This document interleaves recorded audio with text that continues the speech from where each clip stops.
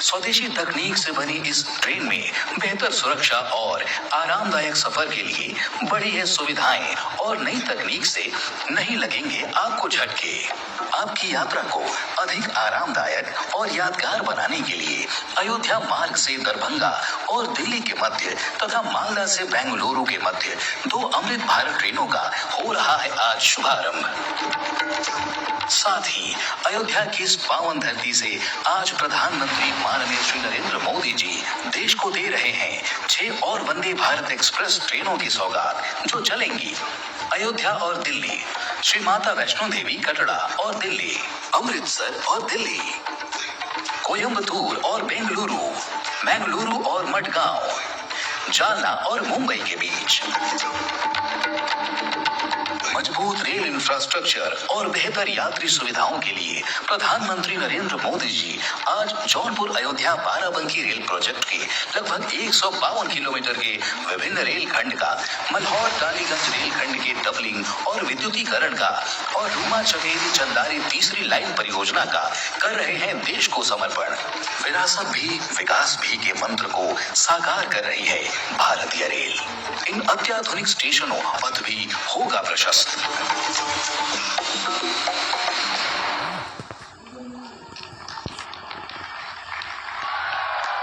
अयोध्या धाम junction के साथ साथ महर्षि वाल्मीकि अंतर्राष्ट्रीय हवाई अड्डे के उद्घाटन और विभिन्न विकास परियोजनाओं के साथ नई अयोध्या तैयार है सभी श्रद्धालुओं और पर्यटकों के स्वागत के लिए। मेरा प्रणाम।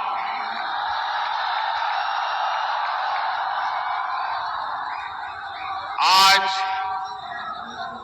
पूरी दुनिया उत्सुकता के साथ 22 जनवरी के ऐतिहासिक क्षण का इंतजार कर रही है। ऐसे में अयोध्या वासियों में ये उत्साह, ये उमंग बहुत स्वाभाविक है। भारत की मिट्टी के कण कण और भारत के जन जन का मैं पुजारी हूं और मैं भी आपकी तरह उतना ही उत्सुक हूं। हम सभी का ये उत्साह, ये उमंग थोड़ी देर पहले अयोध्या की सड़कों पर भी पूरी तरह नजर आ रहा था। ऐसा लगता था कि पूरी अयोध्या नगरी ही सड़क पर उतर आई हो। इस प्यार, इस आशीर्वाद के लिए मैं आप सभी का हृदय से आभार व्यक्त करता हूं।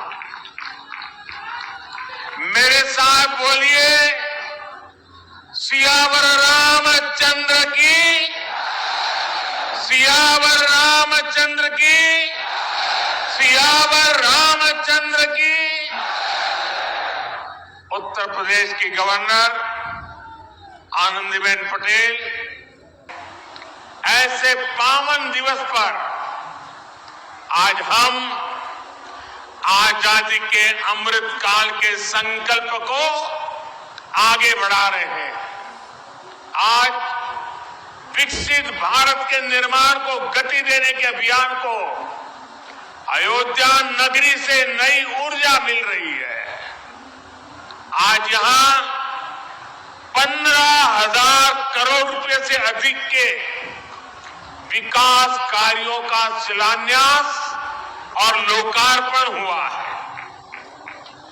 इंफ्रास्ट्रक्चर से जुड़े ये काम आधुनिक अयोध्या को देश के नक्शे पर फिर से गौरव के साथ स्थापित करेंगे।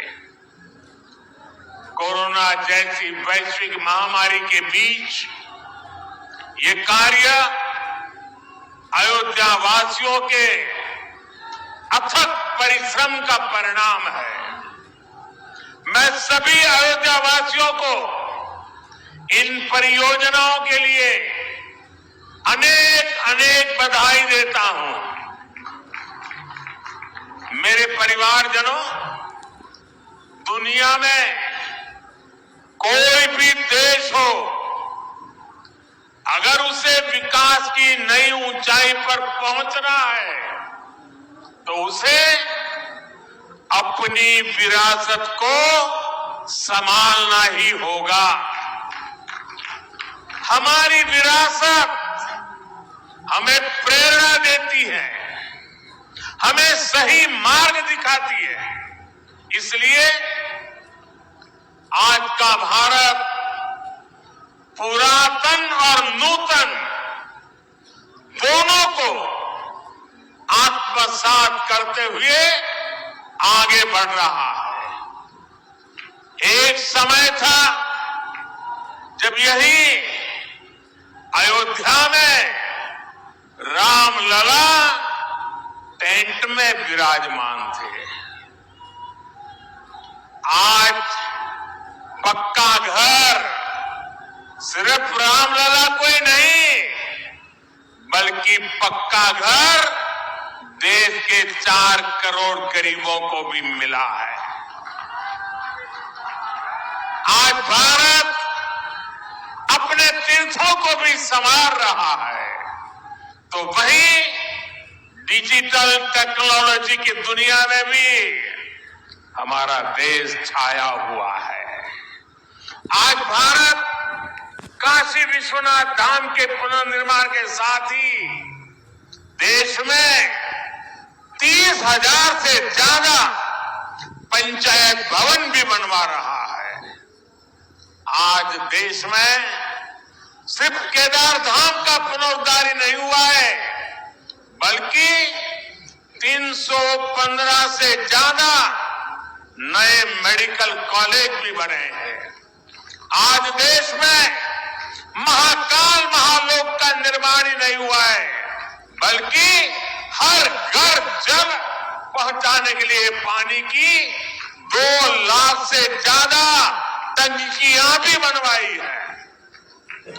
हम चांद, सूरज और समुद्र की गहराइयों को भी नाप रहे हैं, तो अपनी पौराणिक मूर्तियों को भी रिकॉर्ड संख्या में भारत वापस ला रहे हैं। आज के भारत का मिजाज यहां अयोध्या में स्पष्ट दिखता है। आज यहां प्रगति का उत्सव है, तो कुछ दिन बाद यहां परंपरा का उत्सव भी होगा। आज यहां विकास की भव्यता दिख रही है, तो कुछ दिनों बाद यहां विरासत की भव्यता और दिव्यता दिखने वाली है।